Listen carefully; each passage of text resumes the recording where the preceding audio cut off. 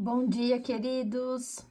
Ainda sobre preparados para uma missão em Cristo, a palavra de Deus nos ensina que nós devemos buscar os melhores dons. Então, isso significa que é possível desejar ou almejar algum dom que você não carrega ainda. E como que isso acontece? Isso acontece através de inspiração.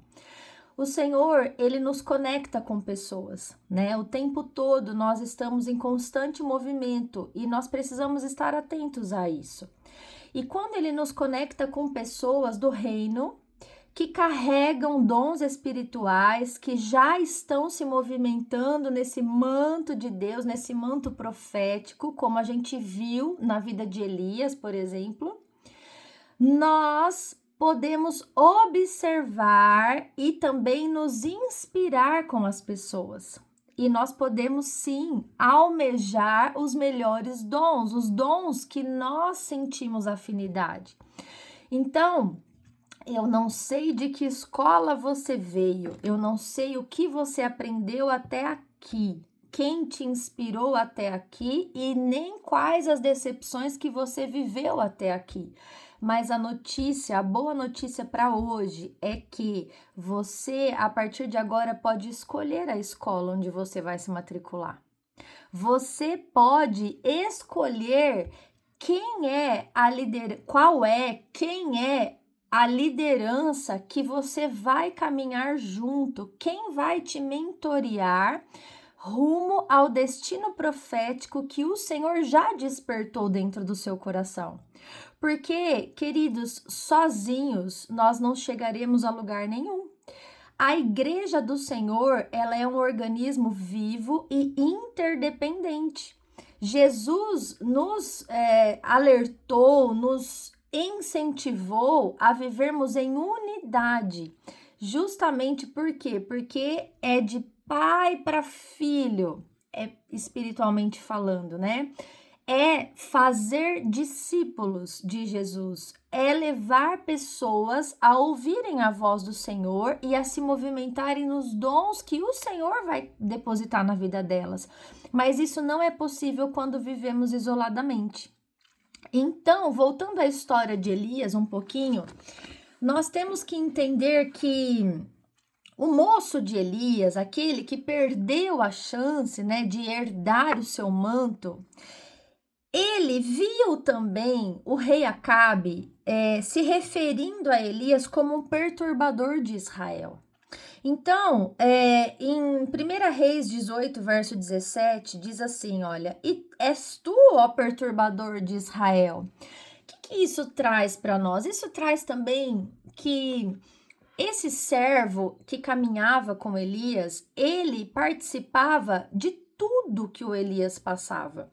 E ele percebia que o ministério profético não era um ministério de adulação, de falar o que as pessoas querem ouvir, mas era um ministério de confronto espiritual, né? E Elias muitas vezes não era bem visto por isso. Ele era tido como um homem que perturbava as pessoas, né? Então, porém, o que o moço, além de ver essa característica em Elias, ele também viu que a mão do Senhor estava com Elias. Então, ele teve as condições de avaliar se ele perseguiria esse caminho junto com esse líder, né? E quando chega num ponto crucial da vida do seu líder, ele então acaba escolhendo por não continuar, não seguir junto, não seguir em frente. Então, o Senhor sempre vai trazer conexões para nós, mas a escolha é nossa. Nós somos livres para decidir com quem nós vamos caminhar, qual manto nós vamos perseguir, vamos dizer assim, qual liderança, qual pessoa, qual mentor te inspira para que você vá com ele até o fim de sua estrada, de seu ministério, de seu chamado. Vamos voltar para a história de Atos 13, que é o cerne desse acréscimo. Nós vimos aqui que Paulo, ele estava já aprovado por Deus para cumprir uma missão importante ao lado de Barnabé, né? Ele foi separado pelo Espírito Santo para fazer essa viagem missionária. Mas note que antes disso acontecer, o que aconteceu na vida de Paulo? Juntamente com a sua conversão, houve uma decisão. Ele mudou o ambiente da vida dele. Ele se uniu aos discípulos de Jesus. Ele trocou a escola. Antes ele estudava na escola de Gamaliel. Ele estava aos pés de Gamaliel, se formando um fariseu, né, exímio na sua atuação religiosa. Tá? Mas agora, após o encontro com Jesus, ele vai se unir a Ananias, um discípulo do Senhor. E a palavra revela em Atos 9, que no verso 19, que permaneceu em Damasco alguns dias com os discípulos. Então, Paulo, ele olhou para Ananias, ele teve Ananias como uma inspiração de fé, de ação, de movimento profético na vida das pessoas. E aí o que aconteceu? Essa permanência em Damasco com Ananias, que no caso seria o seu pai espiritual, o seu pai na fé, resultou no despertamento do seu chamado.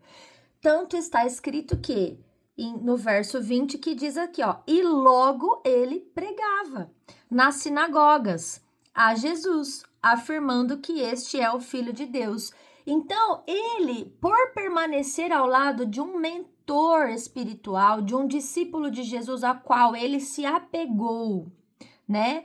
Ele se colocou junto, o dom dele foi sendo ressaltado ali naquela região.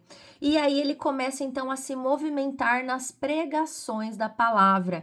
E não só isso, ali também ele fez discípulos de Jesus. Ali ele gerou frutos que são vidas para o reino de Deus. Então, ele não só atuou como Ananias, mas também ele gerou filhos espirituais como Ananias. Tá? Então, aqui está escrito, depois de decorridos muitos dias, né? Quando veio essa perseguição mais forte contra ele, no verso 23 ao 25, a gente lê que os seus discípulos tomaram-no de noite, colocando-o num cesto, descendo pela muralha da cidade. Então, Paulo tinha discípulos, já logo no início do seu ministério. O que eu quero mostrar é que nós podemos escolher os nossos mentores. Nós somos livres para estarmos atentos às conexões que Deus nos traz com pessoas que já se movem nos dons do Espírito e estabelecer para nós um novo ambiente de aprendizado, um novo caminho. Com quem você vai caminhar até o fim? Mesmo que esta pessoa passe por momentos difíceis e seja até tido como um perturbador, né? Você estará com essa pessoa? Porque o livre-arbítrio está comigo e com você. E nós precisamos entender que há um chamado. E se a gente se identifica com alguém, é porque o Senhor está atraindo a nossa vida para executar também aquele dom e aquele chamado. Amém? Quando o manto é passado para Eliseu, preste atenção. Aqui em 2 Reis, no verso 14, a gente percebe que Eliseu, ele vai tentar se mover agora no dom espiritual do seu mentor, Elias. Então ele fala, onde está o Senhor Deus de Elias?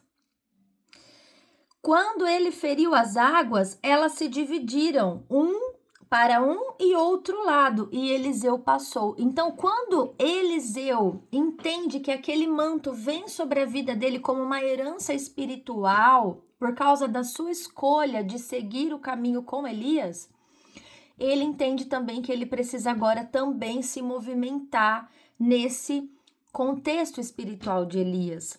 E aí ele faz o mesmo milagre que Elias havia feito. Ele bate o manto nas águas e o Senhor divide as águas para que ele pudesse passar. Então, entenda algo. O que está nas nossas mãos é qual escola iremos nos matricular. Não importa de que escola nós viemos até aqui. Não importa as decepções que tivemos até aqui com pessoas, porque não se trata de pessoas, se trata do que o Senhor quer depositar em nós e do que nós queremos que o Senhor deposite em nós. É uma escolha pessoal. Então, quando Eliseu abre aquelas águas do Jordão, ninguém precisou validar que o espírito de Elias estava sobre ele, porque era algo visível. Ele, contra fatos, não há argumentos. Então, no seu movimento profético, todos os profetas que estavam do lado de lá, do rio, os 50, né? Eles puderam ver e atestar que o espírito de Elias estava com Eliseu, que o manto estava com Eliseu. Então, nós não dependemos da aprovação das pessoas, nós não dependemos de provar nada para ninguém.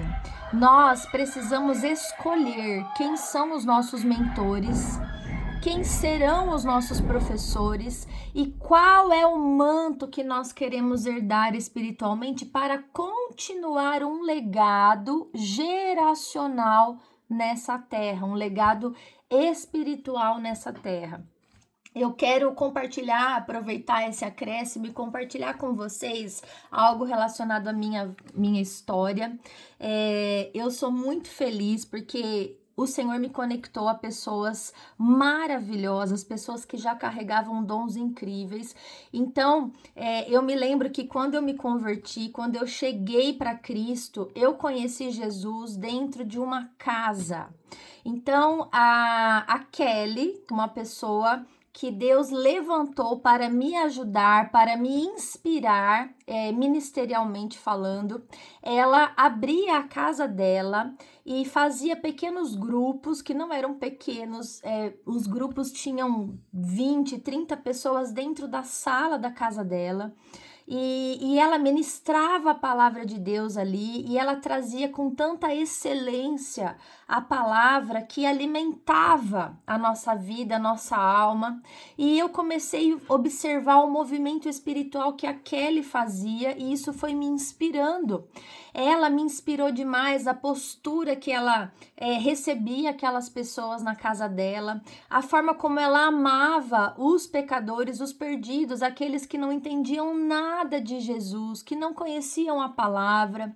Ela trazia com muita paciência, com didática, mas com muito poder do Espírito Santo, porque as palavras dela naquelas reuniões na casa, elas saíam como um fogo que vinha e aquecia o coração da gente, trazia respostas claras ao nosso coração.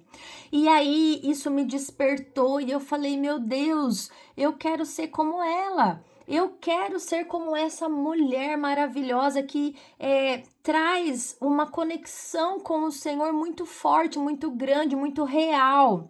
E a forma como ela fazia, ela não expressava as opiniões pessoais dela, os conceitos dela, muito pelo contrário, para eu entender quem era a Kelly, o que ela pensava, conceitos políticos, de vida, de vivência, eu teria que estar mais perto dela. Eu teria que estar mais num relacionamento mais profundo com ela, porque ministerialmente não dava para saber, até porque ela não misturava as coisas e ela dava lugar ao Espírito Santo. Então, eu resolvi, naquela época, logo no início, eu resolvi me apegar a ela. E eu pensei, eu não vou soltar dessa mulher, porque eu quero um dia ser como ela é e tocar em vidas como ela toca na minha vida hoje. E aí eu lembro que eu estreitei o relacionamento com ela naquela época, para entender qual era o segredo, né, daquele movimento espiritual que salvava vidas. E aí eu descobri que a Kelly, ela tinha uma vida separada para o Senhor. A Kelly tinha uma vida no secreto. Ela tinha uma vida de devocional, de entrega. A Kelly se entregava a jejuns, em orações, e ela me ensinou algo que eu carrego, acho que até o dia que eu morrer eu vou carregar isso.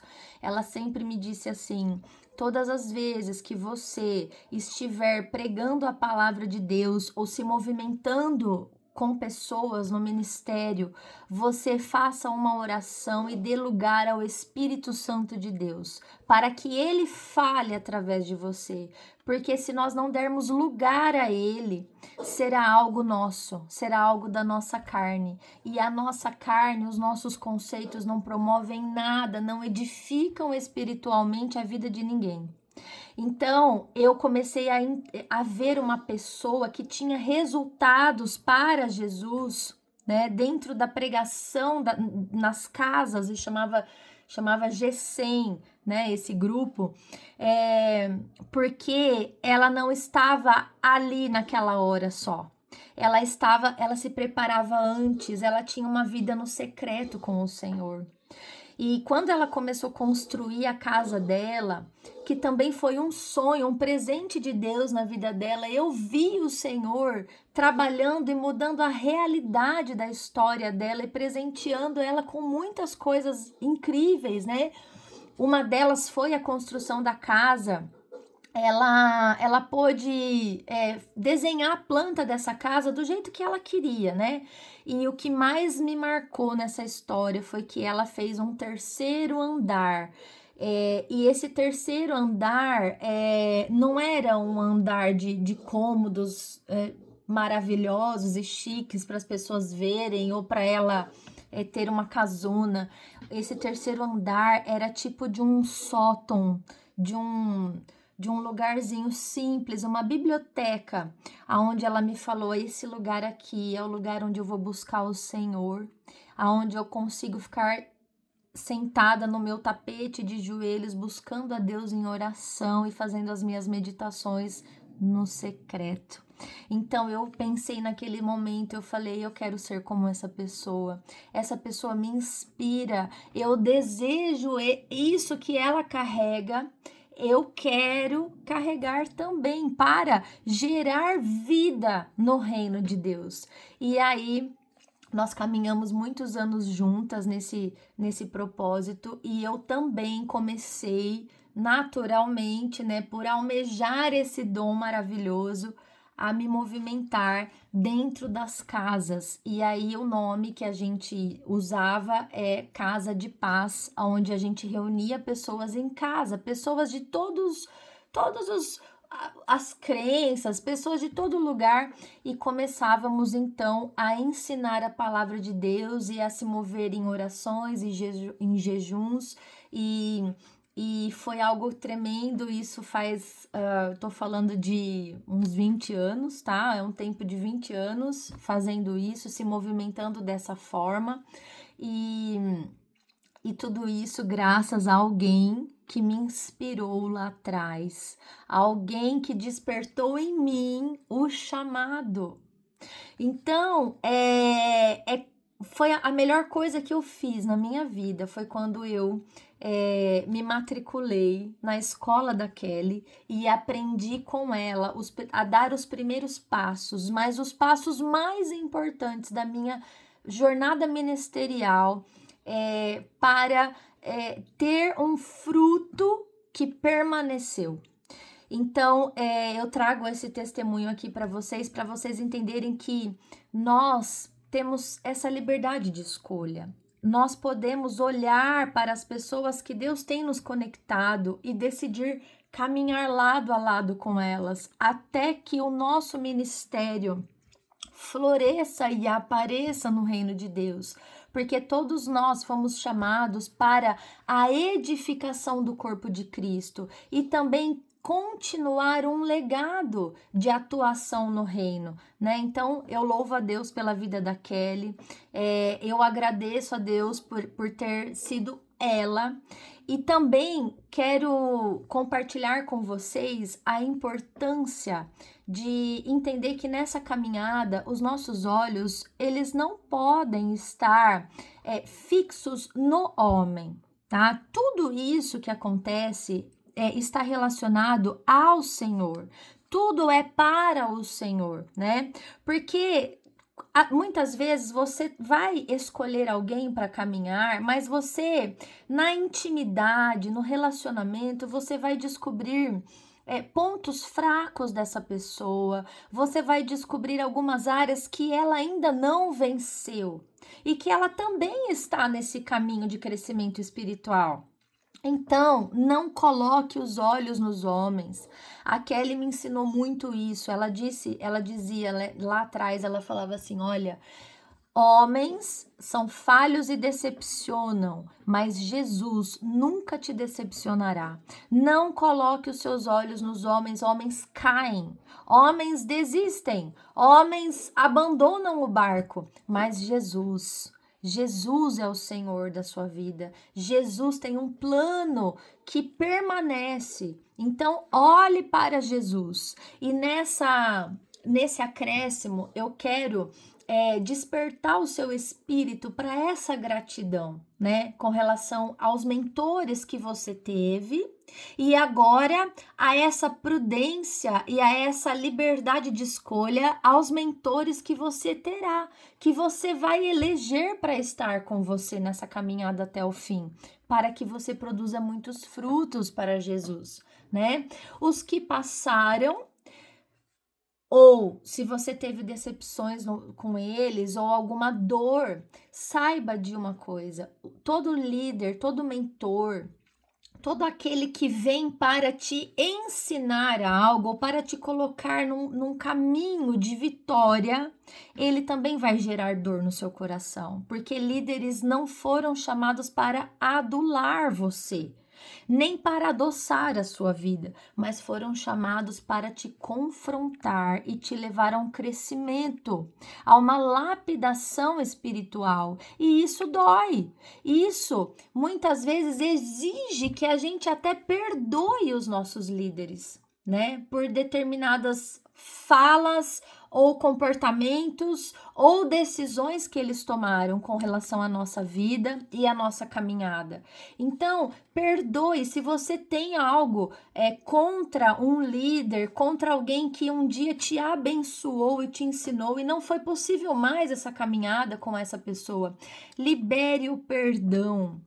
Tenha um coração grato a essa pessoa, porque nós fomos levantados para trazer confronto, para levar pessoas a um nível de maturidade maior.